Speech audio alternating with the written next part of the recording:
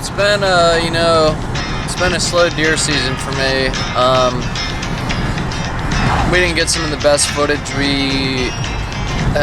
well, my cousin saw.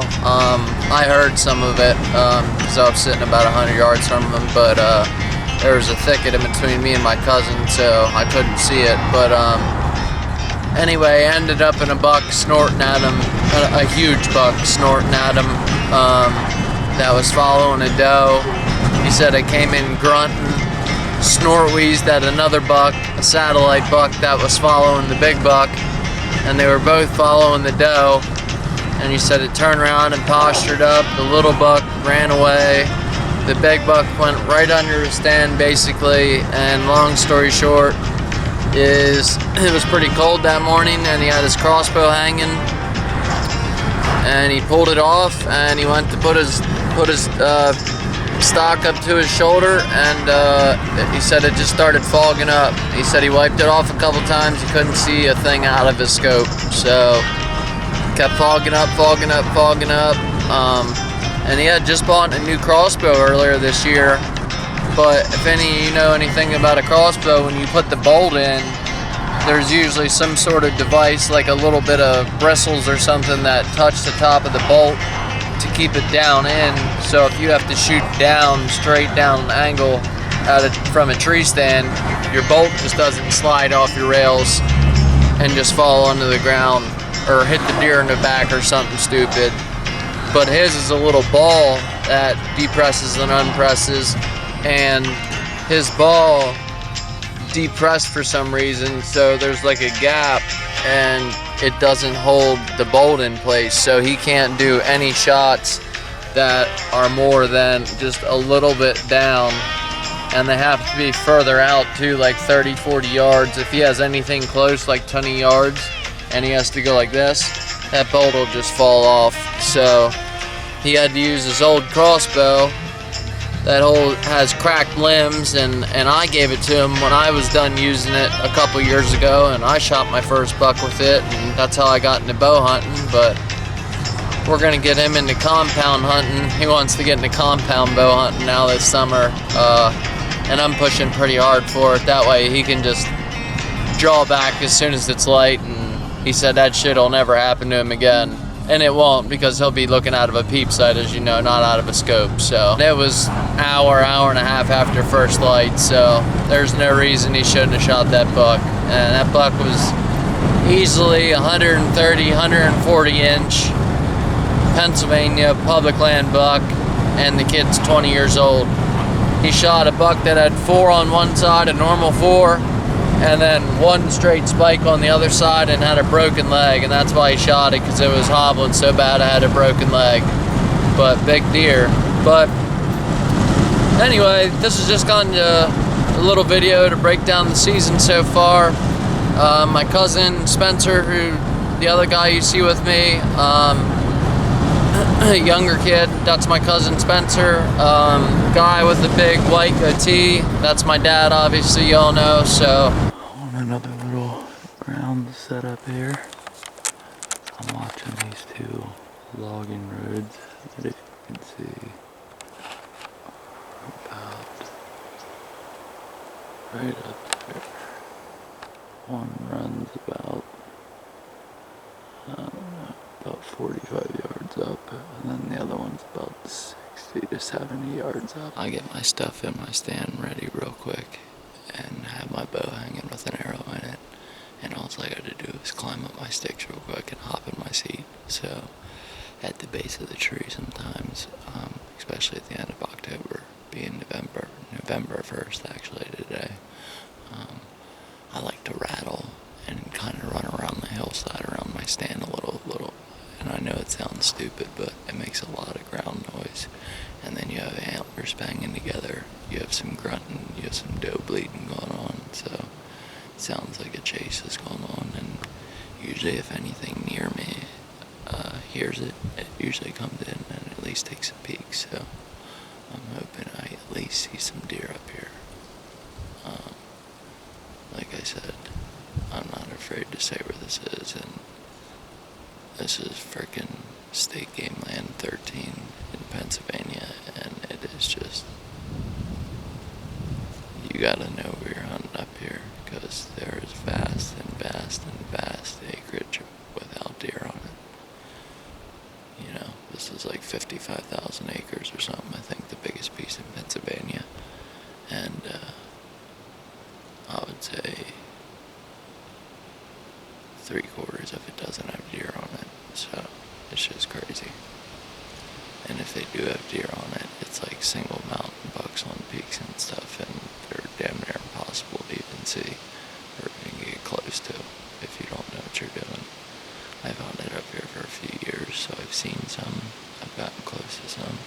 I've just never been able to finish a job, because usually when I see them, it's the rack going through such thick stuff that I can't even shoot through. So that's where they like to stay in here. These select cuts and these clear cuts that have been cut within the last 5 years, you know, and they're all 3-4 feet tall, and they love it. And then once it gets about 10 feet tall and so thick you can't walk, they'll move on to a different cut. So it's just hard to pinpoint them up here.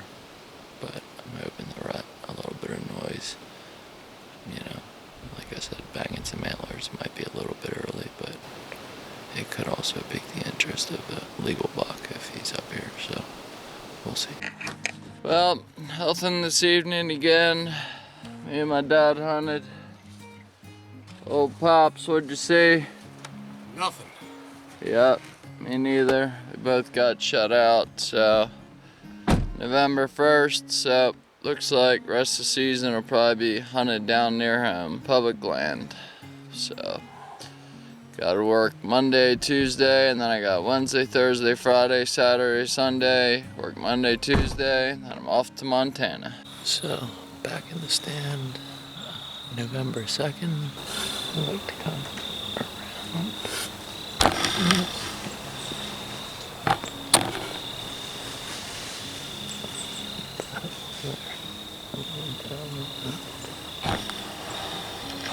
You can see it, they'll come like right behind me. Hold on.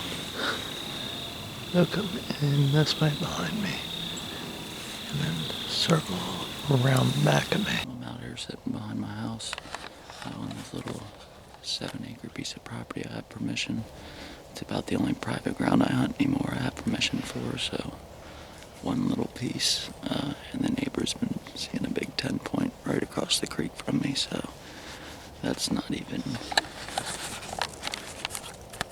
I'm on a little oak finger right here that kind of goes out to a point you can see, and it drops off into a ditch right there, and from the other side it drops off into a ditch, and the ditch runs diagonal up to the neighbors and down to the creek, which snakes down the hill. It goes down over, and then goes down over.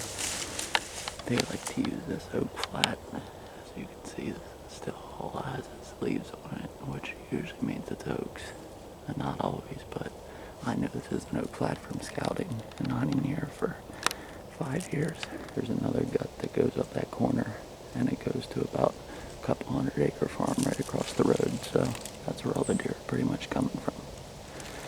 I would be down in my stand over the creek, but my neighbor has a blind right up on the hill, not even 50 yards away, so we already kind of bumped heads once and talked it out, and I'm going to give him till Wednesday until I have off, and then Wednesday evening I start hunting it, so I was giving him his 6-day hunt period, and after that he's out of luck. But that's how you should do it. Talk to your neighbors, you know, coordinate it. If they're hunting a buck, try to just play off a little bit, as hard as it is, even if it's the same one you're hunting. And to be honest, I didn't even know about him, so I just let my neighbor step in, because he seemed to be all pissed off and up in arms and had more invested than I did, so I walked away and I let him hunt it.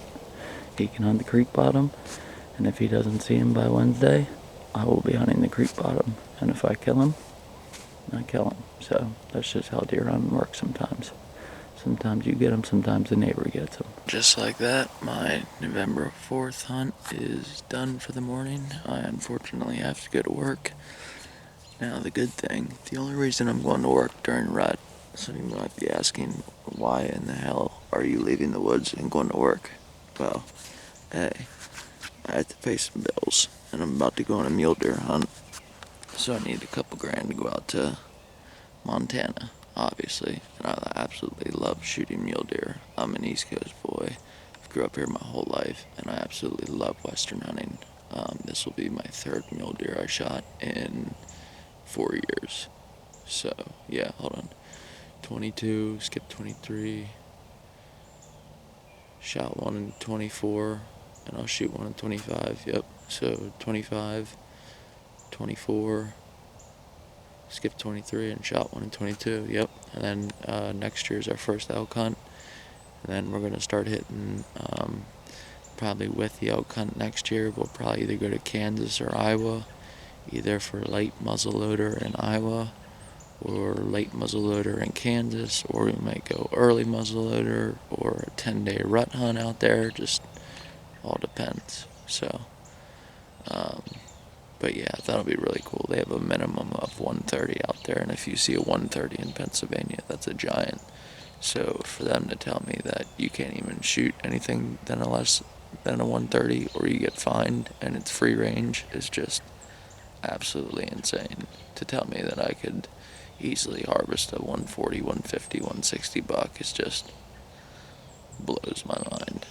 And it's not that I want a mount to hang in my room or anything, but I maybe saw 3 whitetails in my life that were probably 150, 160 class. One of them might even been a 170. One of them was actually right here at this property I told you about earlier in the film. Yeah, that deer, you couldn't even fit your hand between his bases and his brow tines at the bottom, and you couldn't even fit him between the brow tines and the G1s. And the G1s, or the G2s, were so bladed out you could barely get your hands around them too. It was just so much mass. Oh, Father, tell me we get what we deserve. Yeah. Oh, we get what we deserve. And we're down we go.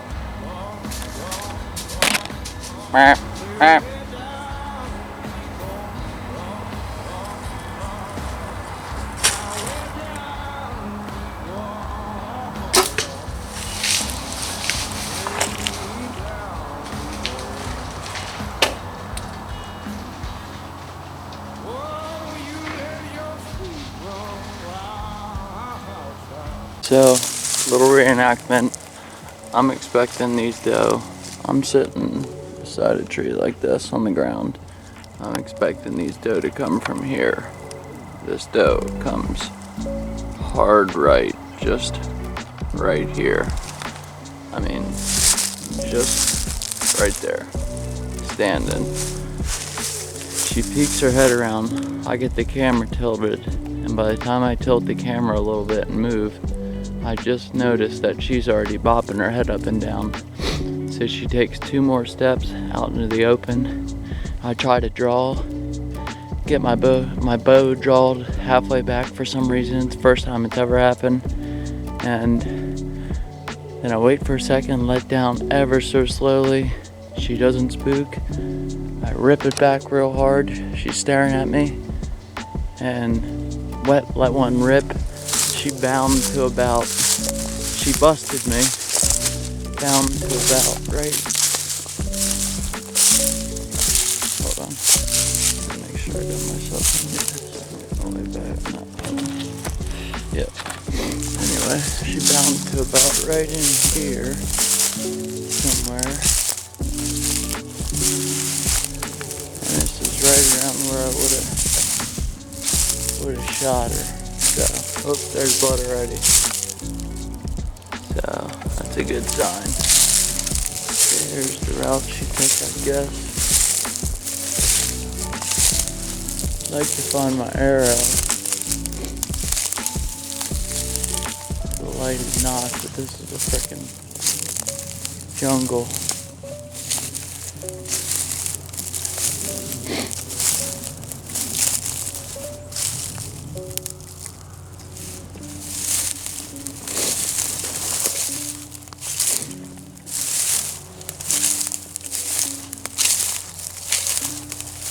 Now I'm just kind of going where I think she went.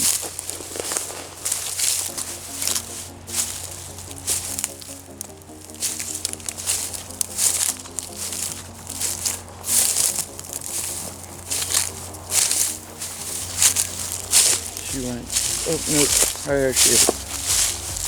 Nope. That's a dead freaking deer. Not much blood at all. I mean, she only made it 40 yards. Let's see what I got. I mean, freaking smoked her. Right there. Normal size Pennsylvania deer. So, a little young, but first one of the season and needs some meat, so I'm not complaining. Man, I'm just glad to shoot something with a bow. That's the monkey off the back, dude. I've been waiting all season, practicing all off season just to do this. So, yeah, hell yeah. And I forgot to say something. Now the work begins. The drag out of here, which is a good ways. So let me get to work here. But yeah, there's the bow. I'm gonna try and go back, find the arrow, and we're good to go. I'd say those are pretty good results on the fletchings. What do you think? It's a perfectly good broadhead. I'd probably shoot another deer with that. Thursday, November 6th, back here at public land, trying to kill this 130, 140 incher, 10 point that I nicknamed the Big 10 because nicknames are gay. So if they have 10 points, just call them a Big 10 point. Not Twinkle Toes, like some of you weirdos on TV. You don't see Bone Collector naming their bucks. Michael Waddell, he's an OG. And he shoots big bucks. And they don't name him first. And you know why he don't name him? Because they ain't pets, because he's about to kill them. So why would you name a pet before you kill it? Anyway, like I said, I'm back in here. I'm going down the creek bottom. I'm going to try and catch him chasing some does. Haven't seen him in 2 weeks, so he's hit up in some hole here. And it's starting to crack light, as you can see. So I better start walking in. Sorry for my camera quality. It is just absolute shit. Yeah, and I even have it on the low light. But yeah, that's as good as it gets, and that's out my car window. And I mean, yeah, let me see. I'm at a. Everybody knows those two signs if you go to the game lands and the gate it's on, so. Yeah. It's time to have some fun with your hunting buddies when it gets up late. Watch this.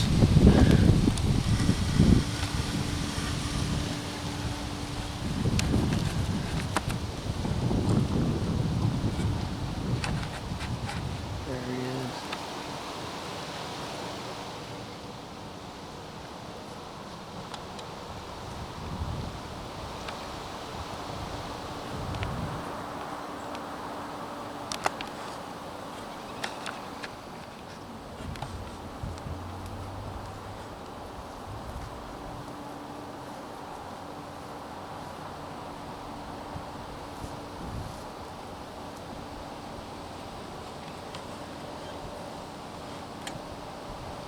These are little public land champions.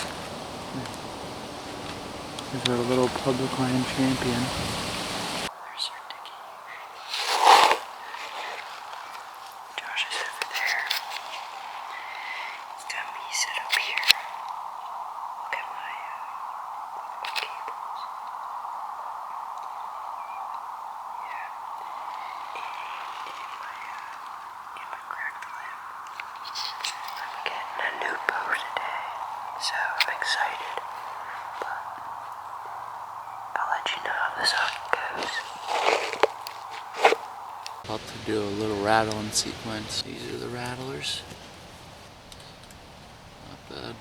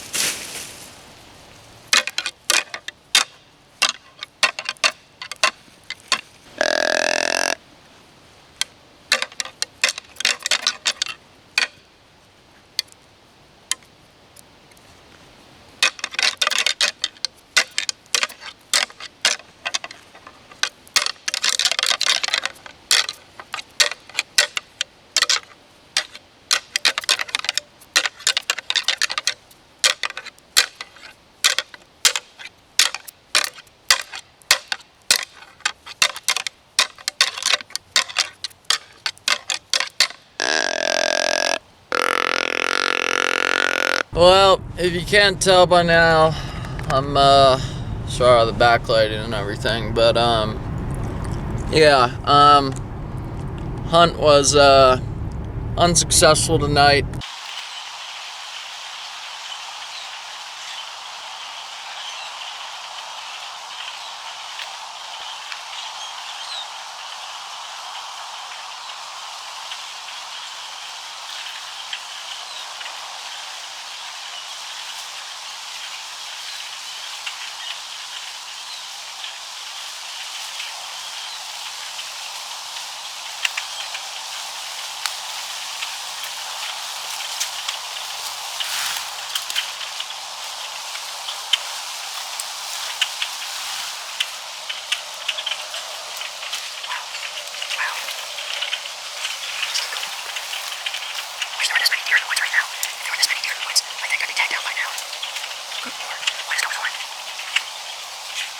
There's so many. Thousands. And thousands more. Jeez. That's crazy. I can't even tell if there's gonna be deer walking, bro. It's so noisy in the woods right now. I'm gonna tell you if there's deer nearby or not. They're migrating south or something. What the hell? Dude, they just keep going. That's real cool. Not too long ago, I jumped the buck out of his bed right in front of me. So now I'm sitting downwind, hoping he comes back. If the buck does come back, I'll let you guys know. But as of now, I only have 1 minute to record because my SD card's almost full, so we'll get you there.